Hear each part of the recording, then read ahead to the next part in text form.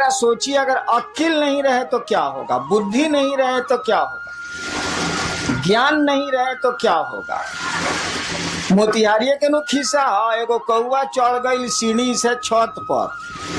बपुआ कहला से बेटा से, तेरे सीढ़ियां हटा दे रे, सार उतरिहन कैसे। एक सीढ़ी लगी थी आंगन में, कौआ सीढ़ी पर चढ़ चढ़ के छत पर चला गया। बापा बोला तेरे बेटा को, गिरे बउआ सीढ़ियां हटा, इस सार छत पर से कौआ उतरिहन कैसे साले। ऐसे तो काम ना चली, कौआ के तो पाँव खोला बाबू, उड़ जाई, सीढ़ी लगाओ चाहे मौत लगाओ। हम लोगों ने कहा कि शिव से आप दान तो लेते हैं, शिव से आप बहुत कुछ मांगते हैं, कुछ न कुछ मिलता ही मिलता है। देने का अधिकार भी उनको जितना है, देने की शक्ति भी उनको जितनी है, विश्व में, वर्ल्ड में, संसार में, इस त्रिभुवन में किसी को नहीं है, क्योंकि ईश्वर का नाम है शिव, ईश्वर का नाम है महादेव। हम लोगों ने कहा कि दान तो तुम मांगते हो, ज्ञान का नहीं मांगते हो बउआ। दान तो हम लोग मांगते हैं, ज्ञान काहे नहीं मांगते। ज्ञानमा भी मांग लीजिए तो उस दान का बढ़िया से बढ़िया उपयोग कर सकिएगा। रावण मांगा था दान, क्या मांगा था, त्रैलोक्य की शक्ति।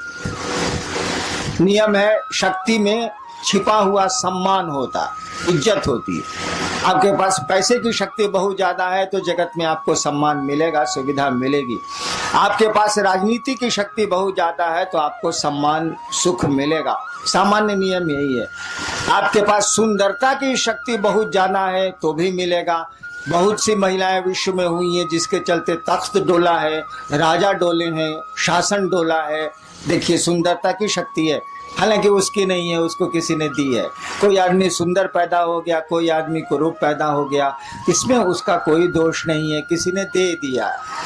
तो कुरूपता दे दी हो या सुंदरता दे दी हो, उसमें उस आदमी की कोई खूबी नहीं है, कोई उसकी योग्यता नहीं है। तो रावण भी मांगने गया था पावर, जानता था कि पावर में इज्जत है, सम्मान है। शक्ति मांगी थी उसने, त्रिलोकी की शक्ति, यानी तीनों जो कहानी है सच है क्या झूठ हमको नहीं मालूम, तीनों जो लोक हैं उसकी शक्ति मांगी थी, यानी देवताओं से भी अपने को ऊपर कर लिया था उसने। देवता भी लोक में ही आते हैं, ऐसा नहीं है कि देवताओं की डिग्री महादेव के बराबर है। वो लोग, उन लोगों का भी लोक होता, वो लोग हमारे आपके नियमों से ही चलते हैं। त्रैलोक की शक्ति तो मांग ली, लेकिन शक्ति को संचालित करने का ज्ञान नहीं मांगा। आपने बंदूक तो सरकार से मांग ली, लेकिन बंदूक चलती कैसे है ये आपने सीखा ही नहीं सरकार से। सीख तो लीजिए भाई साहब, नहीं तो बहुत खतरनाक होगी वो बंदूक, क्योंकि उसमें शक्ति है। शक्ति में अगर ज्ञान नहीं होगा ना तो बहुत गड़बड़ हो जाएगा। हम में आप में भी शक्ति है, हम लोग बोल रहे हैं शक्ति है हम लोग के पास। मामूली काम हम लोग नहीं करते हैं, दुनिया की बहुत आधी से ज्यादा चीजें तो हम लोगों ने बना ली हैं। क्या नहीं बनाया हम लोगों ने? ठीक है, हम लोगों को किसी दूसरे ने बनाया, लेकिन हम लोगों ने भी बहुत कुछ बना लिया, कम नहीं बनाया है और बना रहे हैं। हम लोगों के साथ दिक्कत है कि हम लोगों को दूसरा कोई बनाता है और दूसरा कोई ले जाता है। दूसरे की इच्छा से आते हैं और दूसरे की इच्छा से चले जाते हैं, बीच में समझते हैं कि अपनी इच्छा से हैं। इसी को कहते हैं अज्ञान, इसी को कहते हैं बुद्धि नहीं होना। आप आते हैं दूसरी की इच्छा से, माँ बाप की इच्छा से आप नहीं आते, वो माध्यम है। कि बहुत माँ बाप हैं जो निसंतान है, और मेरे यहाँ अक्सर लोग आते हैं कि हमको बेटा नहीं है या 5 को बेटी है, 1 बेटा चाहिए। इसका माने उनके फैक्ट्री में दम नहीं है, वो माध्यम हो सकते हैं, ताकत उनको नहीं है। यानी हम लोग दूसरे की इच्छा से आते हैं जो दिखता नहीं है। जनरेटर चला।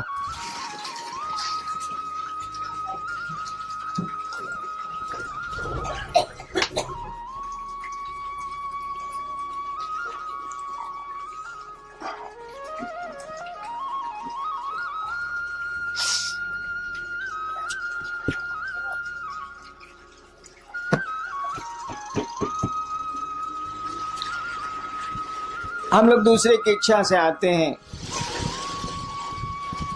जो हमारी आपकी आंखों से नहीं दिखता है। अपनी इच्छा से रहते भी नहीं। अक्सर लोग चाहते हैं, करीब करीब सभी लोग चाहते हैं रहना, रहते कहाँ है, हम लोग के पूर्वज चले गए। तो आना दूसरे के हाथ में है, जाना दूसरे के हाथ में है। बीच में ऐसा लगता है कि बहुत कुछ हम लोगों के हाथ में है, ऐसा है नहीं, लेकिन लगता है तो लगता है। भ्रम ही सही, तो भ्रम भी आप में हमें संवेदना उत्पन्न करते हैं, प्रतिक्रिया उत्पन्न करते हैं, परिणाम उत्पन्न करते हैं। हम लोगों ने कहा लोगों को कि भैया महादेव से तो लेते ही लेते हो, लो यार कौन रोकता है,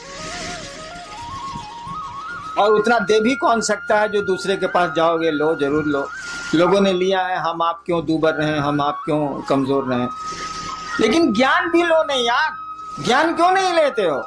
ज्ञान लोगे तो बहुत मामूली सी चीज से भी तुम बहुत बड़ा काम कर लोगे। हम लोग देहात में वो कहावत है ना कि गांव में एक होशियार रही तो कमा खा के जिए ली, 5 गो बुड़बक ओकरा भेटाए के चाहिए। तो ज्ञान का ये महत्व है। दिक्कत क्या है? दान तो बंटवारा में आप ले सकते हैं। जैसे महादेव को आप बाबा कहते हैं, बाबा की संपत्ति में आपका अधिकार है। शिव कहा जाता है कि चंदा मामा सबके मामा, शिव घर घर के बाबा। कहावत है ना, चंदा मामा सबके मामा, शिव घर घर के बाबा। तो बाबा में तो पोते पर पोते सबका अधिकार है भाई, उसकी संपत्ति में। तो भोग तो रहे, हवा उसकी, प्राण उसके, पानी उसका, पहाड़ उसके, नदियां उसकी, हम उसके, सब तो उसी के हैं। तो भोग तो रहे, और बिना मांगे मिल जाएगा, क्योंकि बाबा की संपत्ति में उसके पोता पोती से लेकर पूरा खानदान बढ़ते चले जाए, सबका अधिकार होता। कानून कहता है इस देश का कि जब तक जिंदा है तभी तक अधिकार रहेगा, उसके बाद कहीं दूसरे को दे दे। उस साला मरबे नहीं करता है तो देगा किसको? मरेगा तब ना दूसरे को होगा, उस साला जिंदा है। काहे कि रामनवमी में राम के जन्म की छुट्टी होती है, जन्माष्टमी में कृष्ण के जन्म की छुट्टी है। अब महादेव के जन्म का पता भारतीय सरकार को नहीं लगा तो हमको आपको कहाँ लगेगा, इसीलिए बियाह की छुट्टी है। महादेव का बियाह का छुट्टी दे, कहीं बियाह का छुट्टी सुना है आज तक किसी का? किसी भी बड़े से बड़े आदमी के शादी की छुट्टी आपको मिलती हो सरकारी दफ्तरों में, ऐसा सुना कभी? जन्म की मिलती है, पुण्यतिथि की मिलती है जिसमें वो शरीर छोड़ते हैं, पुण्यतिथि भी बहुत कम मिलती है, नहीं के बराबर मिलती है। जन्मदिन की छुट्टी मिलती है, जो हमारे यहाँ भगवान है या हमारे यहाँ जो पूज्य लोग हैं उनको उनके दिनों पर सरकार छुट्टियां देती है। लेकिन बियाह के दिन के छुट्टी मिला लोग है सरकार में, ये कभी सुनने बने रहे वालों नहीं। बियाह के दिन साला बियाह हो गई लोग, कौन बड़का बात बा। लेकिन महादेव के छुट्टी मिलेला महाशिवरात्रि, वो बियाह के दिन मिलेला। काहे कि साले सरकार कमबख्त सरकार को ही नहीं पता, हमको आपको क्या इतनी बड़ी हस्ती को नहीं पता है कि पैदा कब हुआ था। और जब पैदा ही नहीं हुआ था, ये मालूम नहीं है तो मरेगा ही नहीं साला। इसीलिए बाबा आपका जिंदा है, आपको हमको हक है, लेकिन केवाला नहीं मिलने वाला। केवाला तो उसी के नाम से है। दान में एक बाप अपने बेटे को पूरी संपत्ति का पूरा टुकड़ा दे सकता है। 3 बेटे हैं तो 3 हिस्सा कर देगा वो। कहल जाला कि बंटवारा में चाउर अगर धुआ गई बात तो कर पानियों बटी, हाँ बटी, चावल का धुवन भी बढ़ता। ये हम आसमान से सीखा, धरती पर हम नहीं जानते थे इसको। चावल का धुवन भी बढ़ता है, लेकिन भाई साहब ज्ञान नहीं बढ़ता है। एक बाप अपने बेटे को, अगर 3 बेटे हैं 4 बेटे हैं तो वो 4 टुकड़े कर देगा। बंटवारा के समय चावल और अधन पर चढ़ा हुआ है तो पानी भी बांट देगा वो। लेकिन वह बहुत बढ़िया शिक्षक है तो ज्ञान नहीं बांट सकता है। उसका ज्ञान लेने के लिए उसके बेटों को उससे ज्ञान लेने की मानसिकता में आना होगा, उससे पढ़ना होगा। हम अक्सर एक किस्सा सुनाते हैं, बना के किस्सा सुनाते हैं, कौन किस्सा थोड़े। एक बाप था, उस इलाके का बहुत बढ़िया शिक्षक था, रिटायर कर गया, और जब तक वो शरीर से तंदुरुस्त था अपने बेटों को कहता था, अरे हमसे पढ़ लो, इस इलाका में हमसे बढ़िया मास्टर नहीं है, तुम भी जानते हो कि हमसे बढ़िया मास्टर नहीं है, हमसे पढ़ो।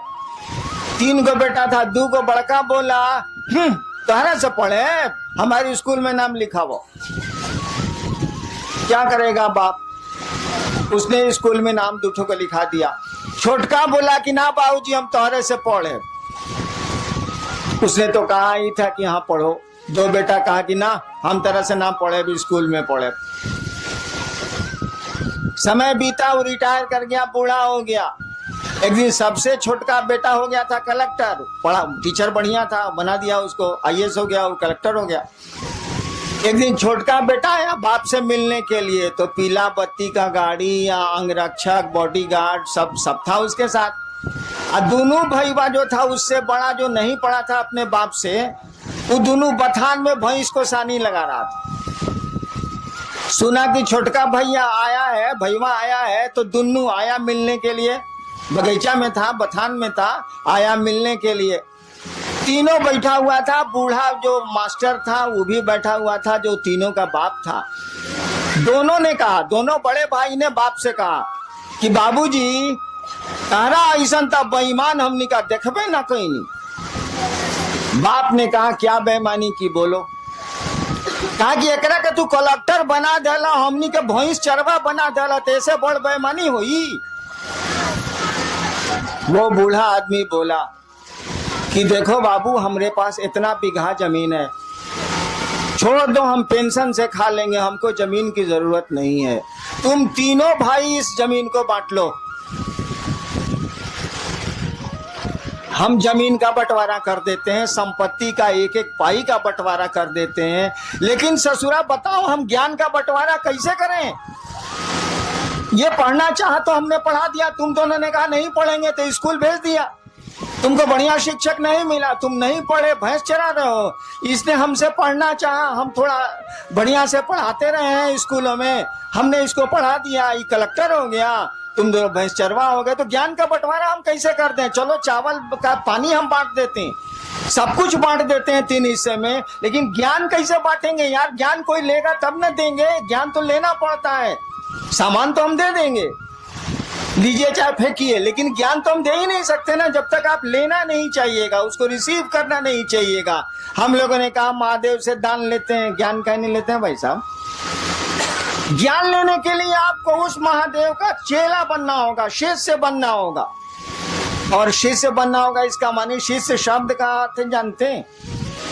जो लोग अंग्रेजी जानते हैं उनको तो आसान है, डिसाइपुल और डिसिप्लिन। डिसिप्लिन शब्द से डिसाइपुल बना, डिसिप्लिन अनुशासन, डिसिप्लिन शब्द से डिसाइपुल मन शिष्य, डिसिप्लिन शब्द से डिसाइपुल बना है। कहने का अर्थ हुआ कि जो डिसाइपुल है वह अगर गुरु का डिसिप्लिन नहीं मानता है तो डिसाइपुल नहीं है। जो शिष्य है अगर गुरु का डिसिप्लिन नहीं मानता है तो डिसाइपुल नहीं है। शिष्य शब्द का भी वही अर्थ होता है।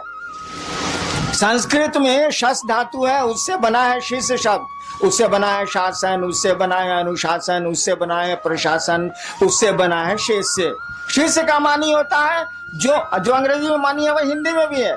शिष्य का मानी होता है जो गुरु का अनुशासन माने, वह शिष्य है, वह चेला है।